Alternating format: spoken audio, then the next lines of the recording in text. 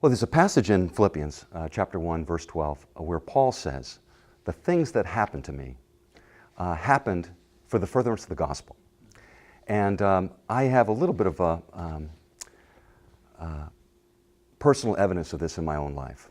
I've been attending Harvest for about 7 or 8 months, and I was serving overseas in Turkey 3.5 years ago when my young bride of 8 years suffered an unexpected brain aneurysm and died very unexpectedly, and it was right after the birth of our 4th child. So when you see Savannah running around, Savannah at the time was 7 weeks old. And the boys, my eldest Rich was 5, Daniel was 3, and Nate had just turned 2. So this was something that I had not really considered, especially since I was 14 years older than my wife, and I was pretty confident that she would be burying me. And here we were overseas, and a very unexpected set of circumstances. And I have had a great deal of time to reflect on the things that we need to do in our own lives to cultivate a heart of joy during trials and suffering. We've been talking about it a lot at church during this Big Letdown series. And we know that in the Old Testament and the New Testament, people went through trials and tribulation. Oftentimes they didn't know what was going on behind the scenes. In the case of Job, he had a great deal of suffering in a short span of time, lost his 10 children, lost all that he had, all his livestock, his servants, afflicted from head to toe with boils, not knowing that behind the scenes there was something being played out in the heavenlies, and God was raising him up as a standard for all generations. He didn't know it. Likewise, we talked about Joseph. Joseph, an upright young man, sold into slavery by his brothers, imprisoned unjustly, yet God working out the details so that one day, 13 years later, he would use Joseph to save the nation of Israel, his family, and also all the people in Egypt by a very unusual set of circumstances, God being sovereign in all the details. Well, the truth is, all of us are going to go through seasons of pain and suffering.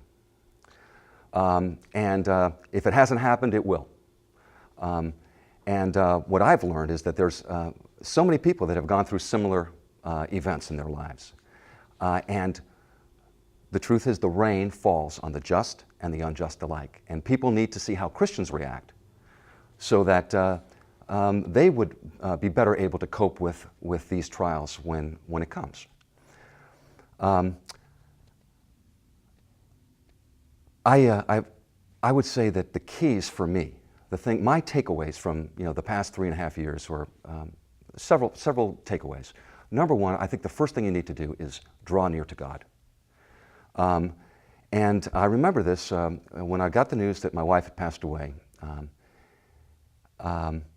First thing I did was I got on my face before God, and I just recited the same words that Job said. Naked came I from my mother's womb, and naked shall I return thither.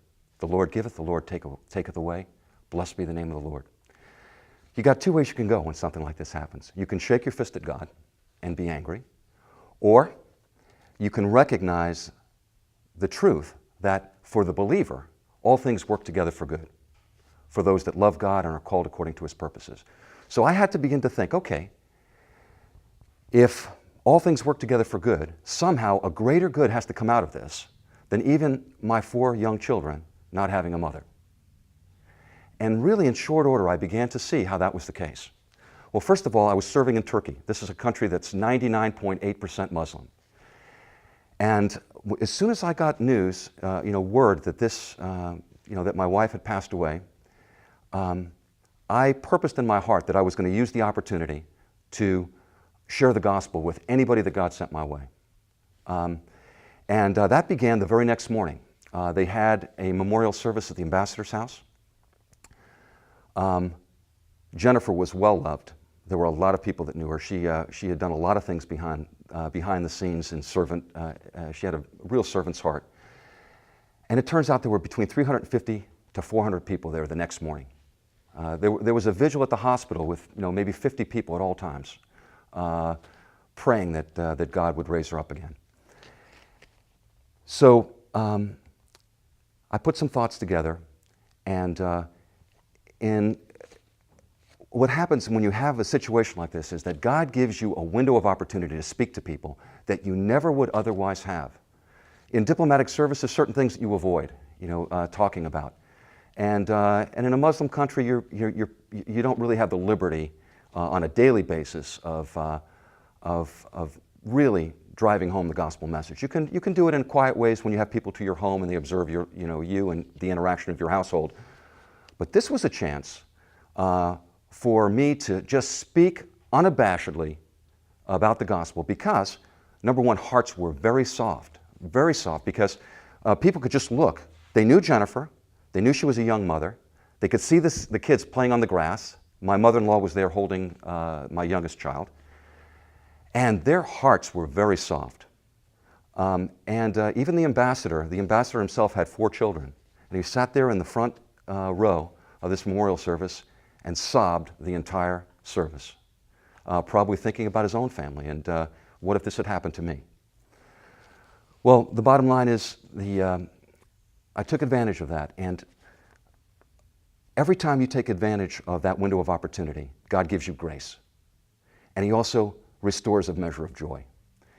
And so I would say, draw near to God. Be attentive to people that have soft hearts that God is going to send your way. He will send them your way. There have been quite a few people that have come to faith in Christ as a result of this. From family members to include 2 of my own sons, my eldest 2, I believe have made a sincere profession of faith. They're much more spiritually aware than other children their age because they've suffered loss like this. But there are others, and even this week I had contact from 2 people that I had not spoken with in 3.5 years, and they said that they've been thinking about us almost daily. So I need to, again, take advantage of that opportunity. But another thing I think is important is to recognize that the season of trial and suffering, it's just a season. It's going to come and it's going to pass. God is going to be there. Draw near to Him because in His presence is where the joy is. In His presence is fullness of joy. So we want to stay near to God. We want to hold fast the truths that we know from the Scriptures. And one of them is hope. I have a friend of mine sent me a picture of my wife standing in front of the Garden Tomb in Jerusalem. I served in Israel for 4 years. It was my favorite place, her favorite place in Israel. Evangelicals think that this is the place where Jesus may have been buried and where the resurrection would have taken place. And she was standing in front of the closed door, and right there on a sign it says, "He is not here, for He is risen." Well, that's a sure hope that we have. So I know that Jennifer is home. She is safely home. I'm still here. I'm on a pilgrimage. I'm not home.